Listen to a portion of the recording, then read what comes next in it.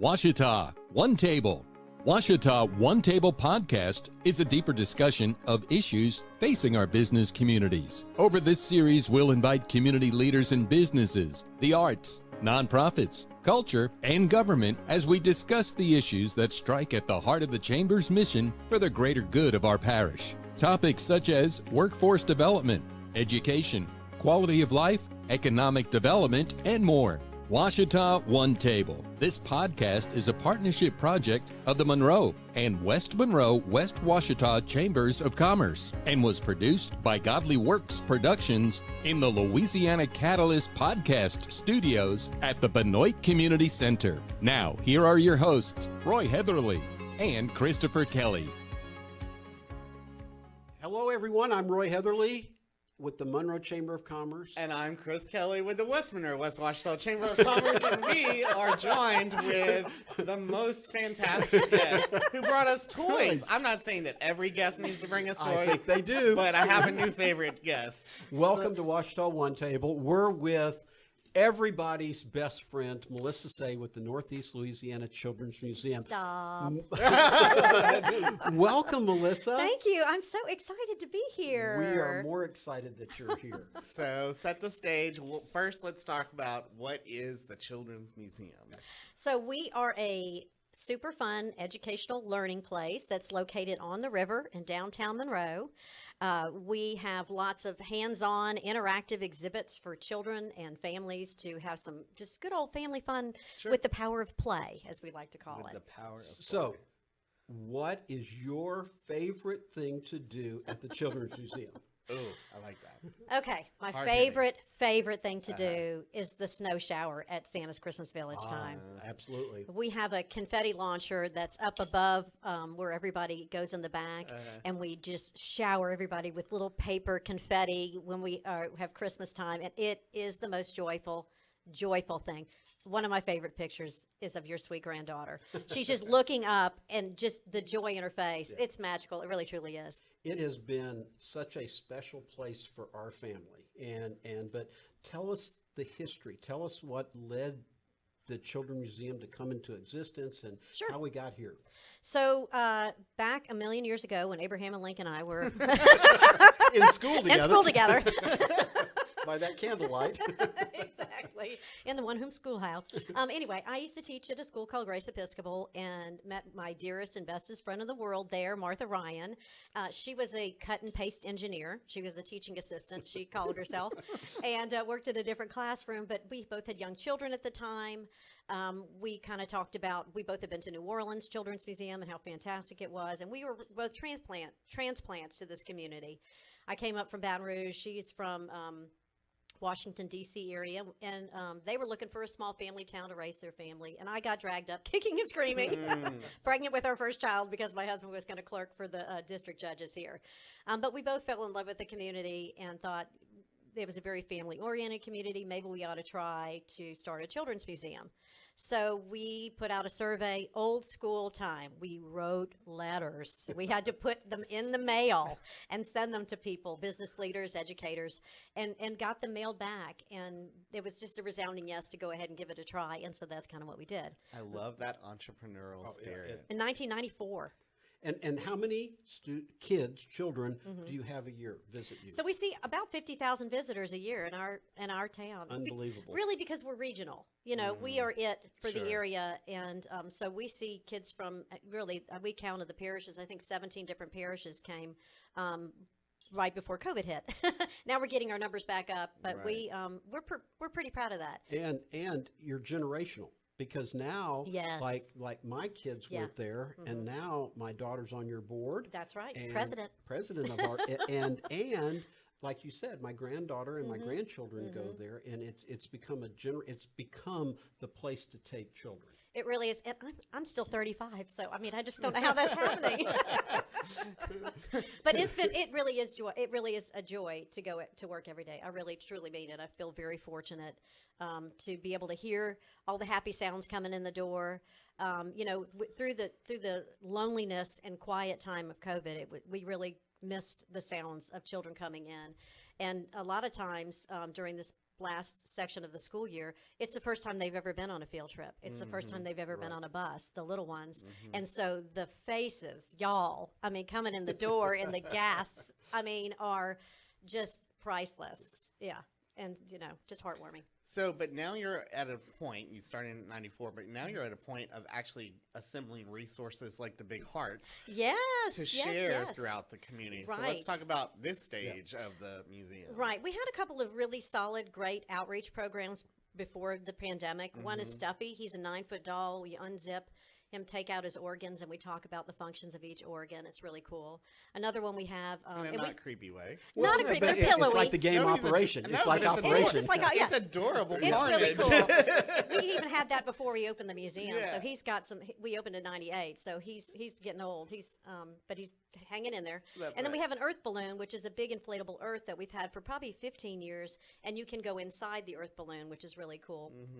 Then we've added our giant heart through a Living Well Foundation grant, and it's the only one of its kind. We designed it here and had an inflatable company out of Florida build it for us.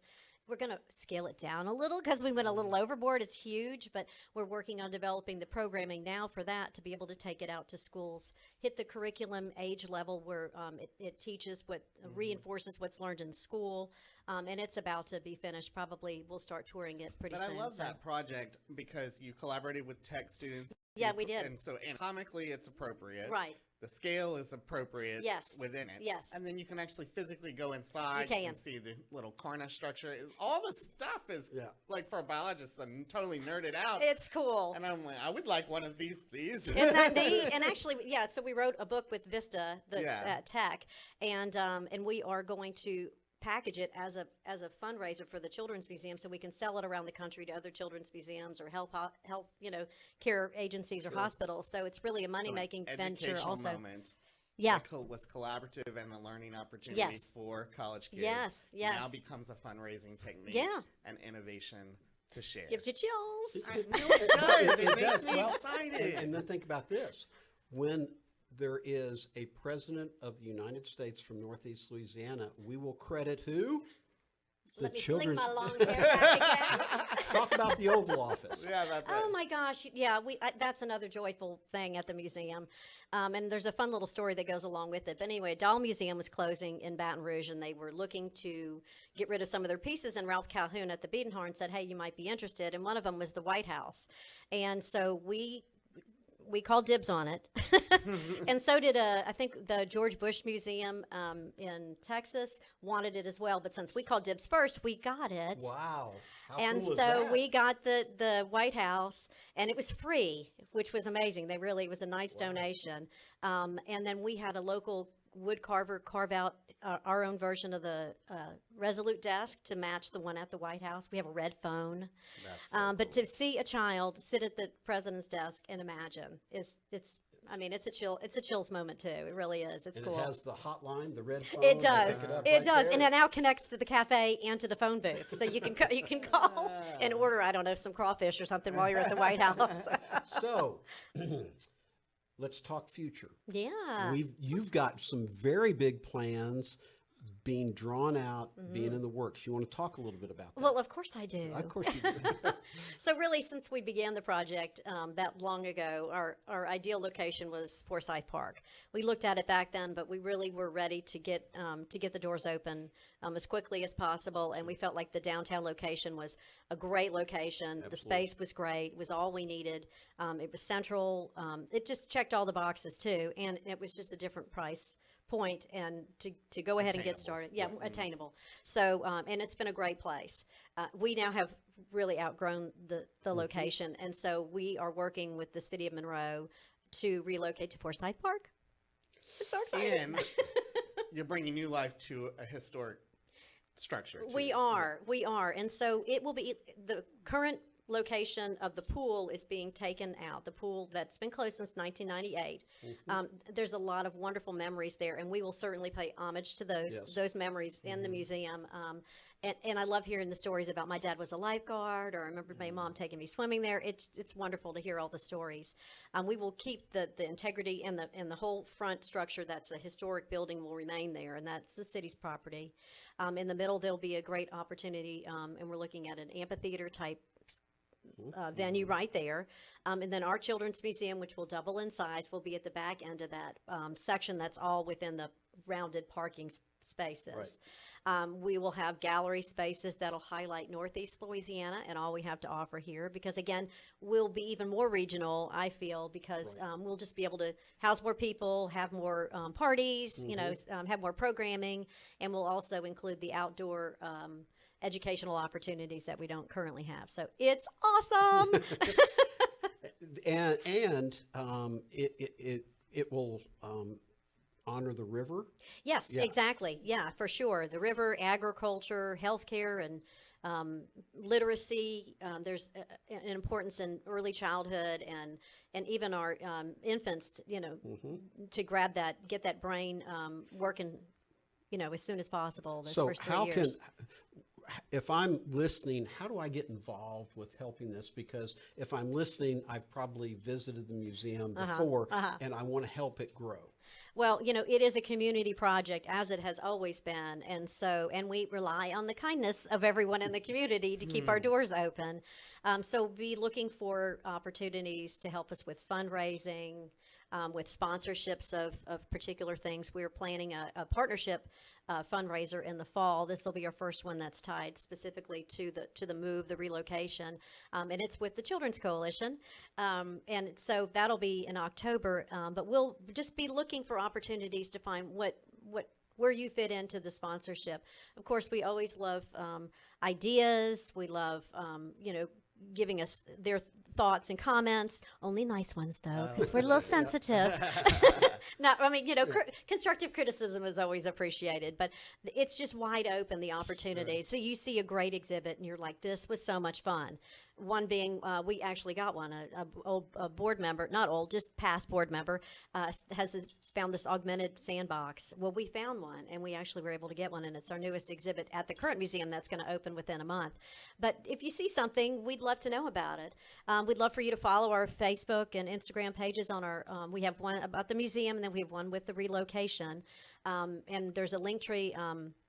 We're in the middle of changing our website, so it ought to be running up pretty shortly. But just to get involved in the process, you can look at all those avenues, as well as, you know, contact us at the museum. So can I be a member? Yeah, sure. There's family memberships right now. There'll be opportunities for yearly just donations as a form of a membership as well, that we're working on currently. There's a lot of things that are all kind of aligning as we progress, but really just follow us, and, you know, when you feel like you want to jump in, you can. And there's a iconic restaurant, that chain restaurant, well, not chain, but they have multiple locations, that is getting ready to jump on board and help us. I know. Should we say? Yes. It's Johnny's Pizza.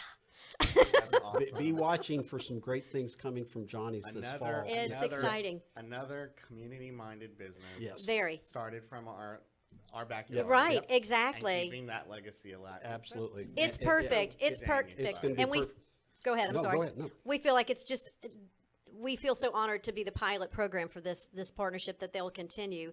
And we know it'll be a huge success. And I mean, who does not love Johnny's Pizza?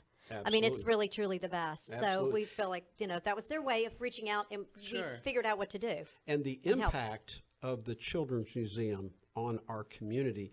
So Melissa mentioned earlier, 50,000 visitors. With the new museum, we're going to what? Double it. Double it. We're going to go to 100,000. We are. 100,000 visitors a year to the museum. And the move also not only revitalizes or re-energizes Forsyth Park, but it also plays into the downtown master plan. Right. And what's being developed along the river and the corridor from downtown through the Garden District to the park. So there's some really cool things. And you've done a time lapse of the pool, right? Yes, yeah, it's currently going on right now. So you'll see my little silver Lexus going through just about every day when you look at the footage, because it's really an exciting time, and it's time. As the riverfront develops, the timing for us to relocate is perfect. Yes. And the spot is perfect, and there's just a lot of momentum right now in the Twin Cities for things good that are happening, and so we just feel really excited to be a part of it. And so with you there, and with the Biedenhorn and all, that's becoming kind of a destination spot for everybody, isn't it? It really is, and we've got a great group of area museums too. We actually we have a Passport to Fun camp coming up where we all participate. There are 9 of us that are doing things, and to be able to connect to all the museums, to walk, really the kids that come on field trips can, I mean, just think of the opportunities to go to the Biedenhorn, to come play at the park, to play at the Children's Museum, just to spend a whole day of play. It's really going to be a lot of fun. And we can't undersell, the city has been so supportive of this, and they've got a master plan for the park. Yes. But they were, I mean, 100% on board with everything that Absolutely, you're doing. Yeah. absolutely. We really, from the get-go, Friday Ellis and the team have been just all in, and a big part of how we're planning things. And again, we're most appreciative to really be getting so close. We've made a lot of groundwork already done with raising some significant funding that's going to be done. We're working with engineers to getting surveys done. We're starting the planning phase. So we are moving along. We are moving along, and it's just a great thing for the area and for the region. So, well, Melissa, thank you. We want you to come back and give us updates. Would you do that? you just want toys. Well, kind of. But I would never turn down a toy. But no, it's amazing to see what's happening, and it's happening throughout our community. All these good things are happening. It is. The energy is true. unlike any other time that we've ever experienced. Yeah. So thank you for your dedication. My goodness.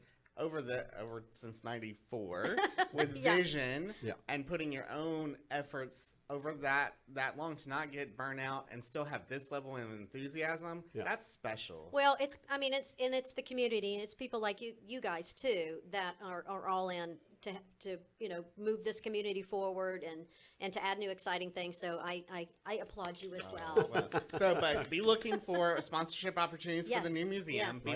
Be looking for opportunities to get involved in a fundraiser in the fall. Absolutely. And be looking at how to get plugged in. Yeah. But don't overlook the Children's Museum is open until then. We are still open at the Purple Box of Fun, so come play. Bring those kiddos out. Absolutely do. So thank you for being our guest. This has been Ouachita One Table. I'm Christopher Kelly with the West Monroe West Ouachita Chamber, joined with... I'm Roy Heatherly with the Monroe Chamber. Thanks for watching.